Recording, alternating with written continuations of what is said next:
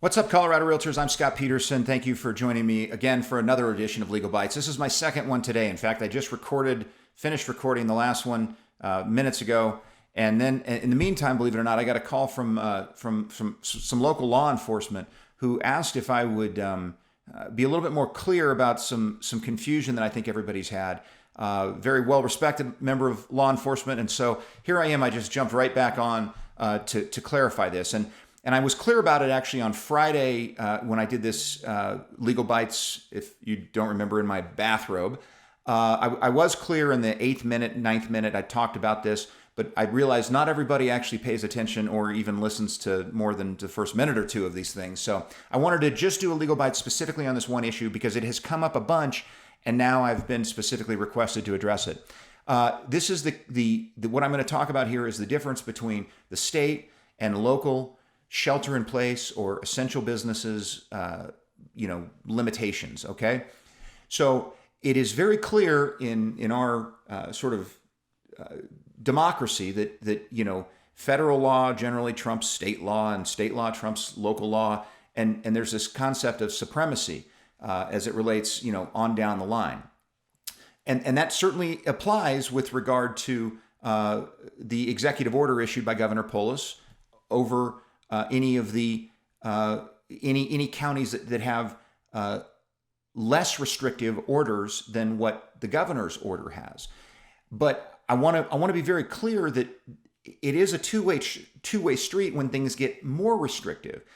And so when Governor Polis appropriately identified real estate transactions among the professional services out there that are critical businesses in the state of Colorado, it on a state level gives the ability for real estate professionals to be engaged in their work, and that applies throughout the state unless a locality, a municipality, by county ordinance, by a mayor's executive order, by a county commissioner's order, unless they go beyond what the governor did in the state executive order. They have the ability to go beyond what the governor does. And that's happened in a number of counties in the state of Colorado. Think of it in the similar example would be like a fair housing discussion. We know that the federal government protects, I think it's 7 or 8 different specific protected classes of individuals.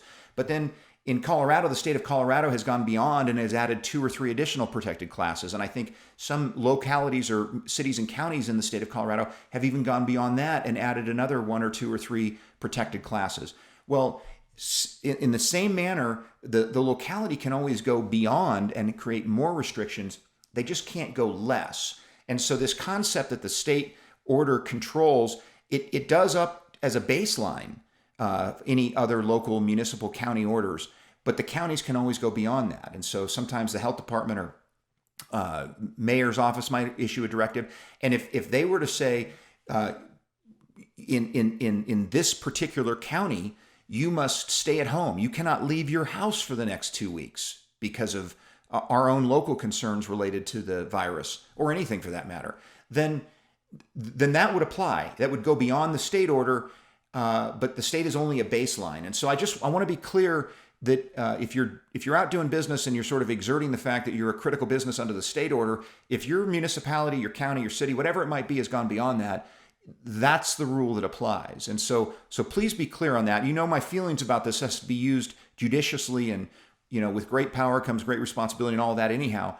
But don't make the mistake of believing that your immediate area, your county, your city, what have you, couldn't go beyond what Governor Polis has done. And so anyhow, I just wanted to address that. When I get a call directly from a member of law enforcement, I try and snap to and make sure that there's not confusion. And honestly, I've been talking people through this for the last several days, and so to me it seems obvious, but clearly I was wanting to do a little bit more education here. So hopefully that gives you some additional answers. As always, if you have more questions about this or anything else, the legal hotline is available Monday through Friday. We're on expanded hours now, 8 to 4. And then I think next week we're going to be going back to 9 to 12 and 1 to 4.